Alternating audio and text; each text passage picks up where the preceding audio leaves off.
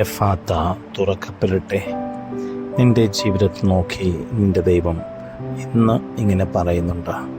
നിൻ്റെ എല്ലാ കെട്ടുകളും അഴിയപ്പെടുകയും നിൻ്റെ എല്ലാ ബന്ധനങ്ങളും ഊർന്നു പോവുകയും ചെയ്യുന്ന വ്യക്തിഗതമായ ഒരു സ്പർശം കർത്താവ് ഇന്ന് നിനക്ക് തരാൻ ആഗ്രഹിക്കുന്നു. എന്താണ് നീ ചെയ്യേണ്ടത്?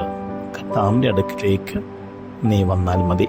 കർത്താവ് നിന്നെ സ്പർശിച്ച് തൻ്റെ സ്വന്തമാക്കും.